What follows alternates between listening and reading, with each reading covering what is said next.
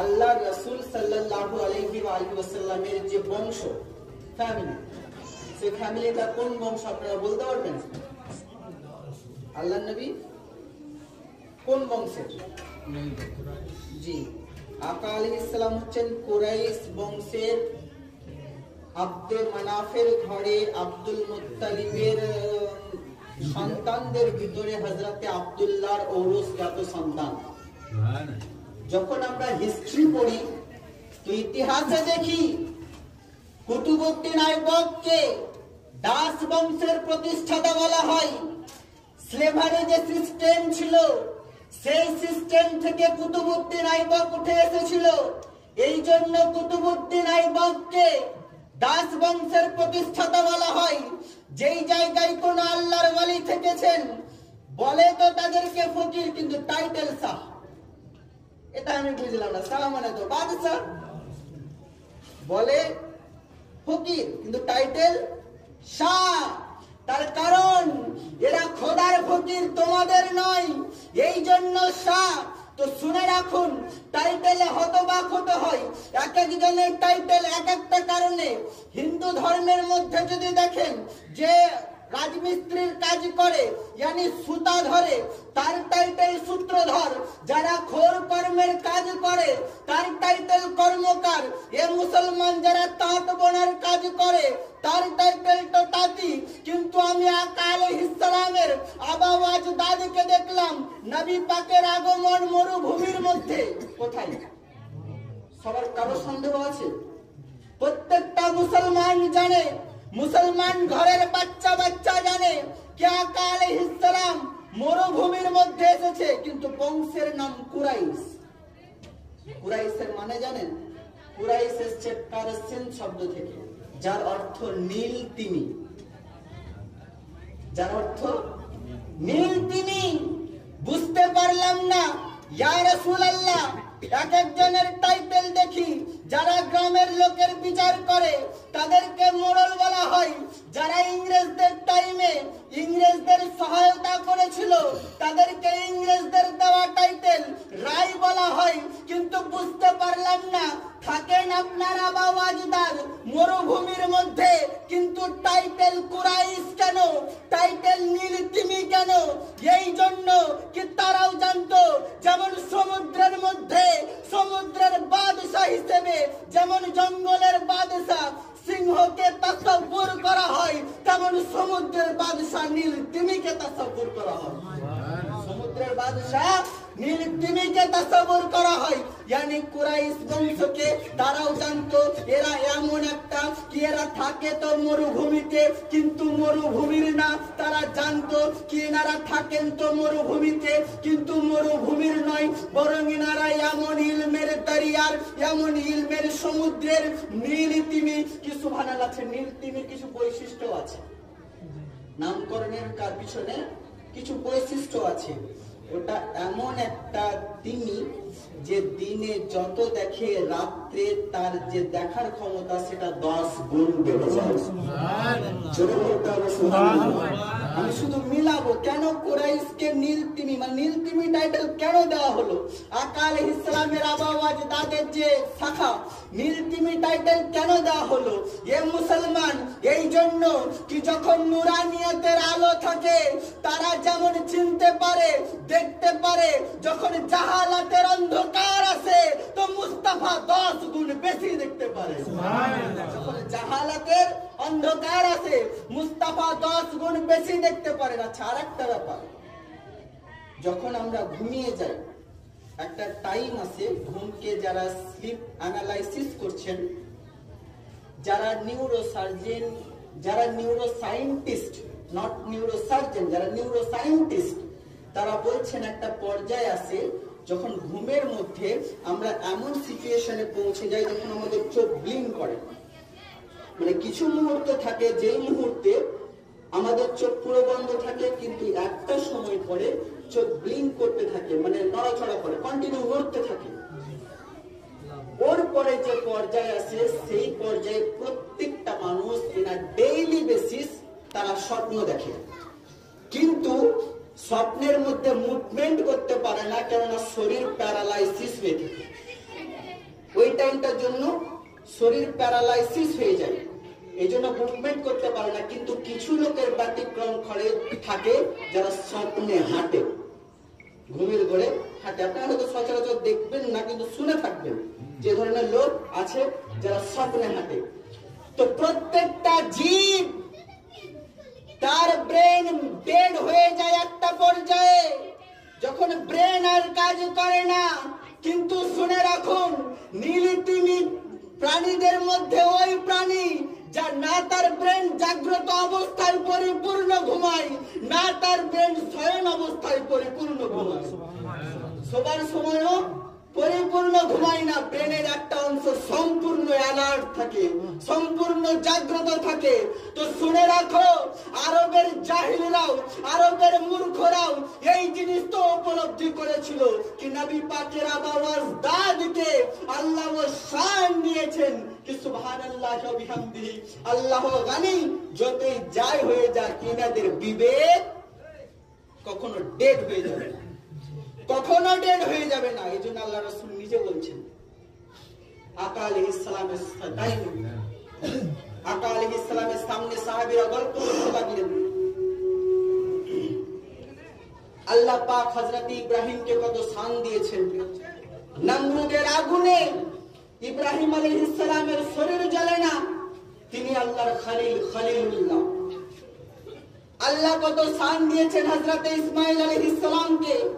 যে পাথর, যে তলোয়ার পাথরের উপর পড়ে পাথরকে খণ্ড বিখণ্ড করে দেয়, চূর্ণ বিচূর্ণ করে দেয়, কিন্তু ইসমাঈল জাবিহুল্লাহ আলাইহিস সালামের লোম মুবারক কাটে না।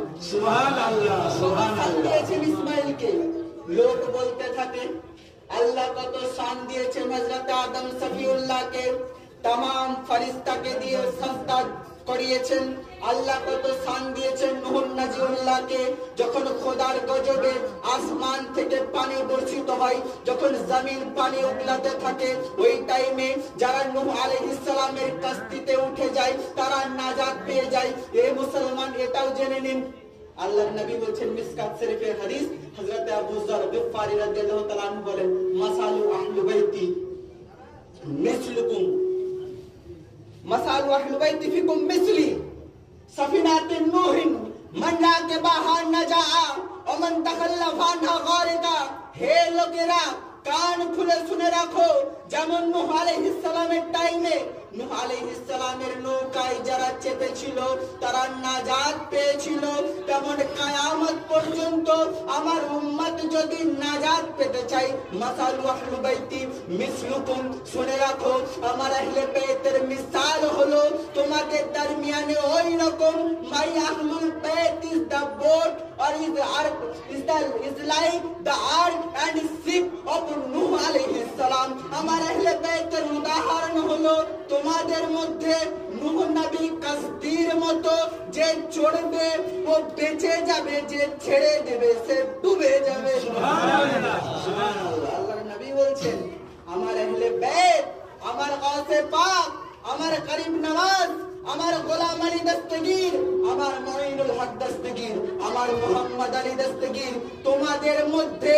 নূহ নবীর নৌকার নেই, যে চেপে যাবে ওনাদের প্রেমের কাস্তিতে ও তরে যাবে।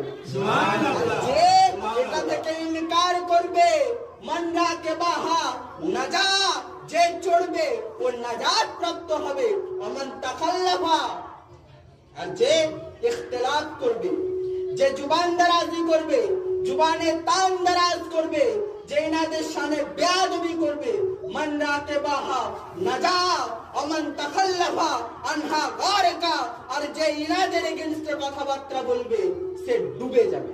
সুবহানাল্লাহ, সুবহানাল্লাহ। আল্লাহ রাসূল বলেন, লোক বলল নূহ নবীর কত শান, যে টাইমে সবাই ডুবে যায় নূহ নবীর সাথীরা তরে যায়। লোক বর্ণনা করে আল্লাহ কি শান দিয়েছেন ঈসা আলাইহিস সালামকে, কি মুর্দাকে উঠিয়ে দাঁড় করিয়ে দেন, যারা জন্মান্ধ মাটির পুতুল তৈরি করে চোখে ফিট করে দেন, তো চোখ লেগে যায়, যারা জন্ম থেকে থেকে কুষ্ঠ রোগে আক্রান্ত হযরত ঈসা রুহুল্লাহ আলাইহিস সালাম আপনি হাত বুলিয়ে দেন, কুষ্ঠ রোগ ভালো হয়ে যায়। পঙ্গুকে হাত বুলিয়ে দেন, পঙ্গু ভালো হয়ে চলতে শুরু করে। লোক বলে আল্লাহ কি শান দিয়েছেন ঈসা রুহুল্লাহ আলাইহিস সালামকে। আল্লাহর নবী শুনছিলেন, আল্লাহর নবী বলছেন শোনো শোনো, আদম যে সফিউল্লাহ তাতে কোনো সন্দেহ নাই, নূহ যে নাজিউল্লাহ তাতে কোনো সন্দেহ নাই, দাউদ যে খলিফাতুল্লাহ তাতে কোনো সন্দেহ নাই, ইব্রাহিম যে খলিলুল্লাহ তাতে কোনো সন্দেহ নাই, ইসমাইল যে জবিহুল্লাহ তাতে কোনো সন্দেহ নাই, ঈসা যে রুহুল্লাহ তাতে কোনো সন্দেহ নাই। কিন্তু আমার সাহাবীরা শুনে রাখো, আনতা হাবিবুল্লাহ, কেউ খলিলুল্লাহ, কেউ জবিহুল্লাহ, আমি হাবিবুল্লাহ। সুবহানাল্লাহ, সুবহানাল্লাহ, হাবিবুল্লাহ। আল্লাহর নবী নিজে বলছেন শোনো, আমার পূর্বপুরুষ আমি যে পুস্তে থেকেছি, যে রেহেমে থেকেছি, আমি যে পিঠে থেকেছি, যে পেটে থেকেছি, না ও পিঠ কখনো মূর্তির সামনে ঝুঁকেছে, না ও পেট কখনো মূর্তির সামনে ঝুঁকেছে। There is no a single person in the whole sajra and nasab of Holy Prophet sallallahu alaihi wasallam, একজন সিঙ্গেল পারসন নাই আকা আলাইহিস সালামের পুরা বাবা ওয়াজদাদের লিস্টে যাদের মধ্যে কোন মুশরিক বা মুশরিকা আছে, কোন মুশরিক ও মুশরিকা নাই। কারণ ওই নূর যেই যেই জায়গাতে মুনতাকিল হয়েছে তারা প্রত্যেকে ওই নূরের ধারক ও বাহক যারা রয়েছেন তারা প্রত্যেকে জান্নাতি, প্রত্যেকে মুসলমান রয়েছে। সুবহানাল্লাহ। উদাহরণ কিছু বুদ্ধিমানতে এমনও আছেন আমার আহলে হাদিস ভাইদের মধ্যে, তারা বলছেন নবীর বাপও কলমা পড়েনি, মাও পড়েন। অতএব নবী নিজের মায়ের জন্য মাগফিরাতের দোয়া করেননি, তোমরা ওই জায়গায় নাউযুবিল্লাহ। আরে বুদ্ধিমান, তোমার জানা দরকার যেই জায়গাতে কোরআন থাকে জুজদানকে তো চুনতে থাকো, কোরআন মাজিদ যেই কাঠের ওপর থাকে ওই রেহেলকে তো চুনতে থাকো, যে হাফিজে কোরআনের সিনাতে 30 পারা কোরআন থাকে ও হাফিজে কোরআনকে তো চুনতে থাকো। আর যার গর্ভের মধ্যে সাহিবে কোরআন এসেছেন তার ব্যাপারে ফতোয়া লাগাতে থাকো। সুবহানাল্লাহ। সাহিবে কোরআন যার গর্ভ মুবারকের মধ্যে এসেছেন তার ব্যাপারে ফতোয়া লাগাও। আকা আলাইহিস সালামের মা আব্বা জান তো অনেক দূরের কথা, আকা আলাইহিস সালামের পুরা বাবা ওয়াজদাদের মধ্যে, পুরা বাবা ওয়াজদাদের মধ্যে কোন মুশরিক, কোন মুশরিকা নেই। তারা প্রত্যেকই মুমিন, প্রত্যেকই মুমিনা এবং প্রত্যেকই জান্নাতি রয়েছে। সুবহানাল্লাহ, সুবহানাল্লাহ। আল্লাহ পাক বলেন ইন্নামা ইউরিদুল্লাহু লিইউযহিবা আনকুমুর রিজসা আহলাল বাইত ওয়া ইউতাহহিরাকুম তাতহীরা। সূরা আহজাব সূরা নাম্বার 33 আয়াত নাম্বার 33 আল্লাহ পাক বলছেন হে নবী, আল্লাহ শুধু এটাই চান যে আল্লাহ পাক আপনাকে, আপনার আহলে বাইতকে পরিপূর্ণরূপে পবিত্র থেকে পবিত্রতম করে দেবেন। সুবহানাল্লাহ। আল্লাহর শান কি? মান আরাদা সাইয়ান ফায়াকুল লাহু কুন ফায়াকুন। আল্লাহ পাকের শান হলো আল্লাহ বলেন হও তো হয়ে যায়, ইরাদা করলে হয়ে যায়। তো আল্লাহ যখন ইরাদা করেছেন আহলে বাইতের জন্য কিনারা পাক, তো আবা ওয়াজদাদও পাক, ইমামে মেহেদী পর্যন্ত প্রত্যেকটা আওলাদও পাক। সুবহানাল্লাহ।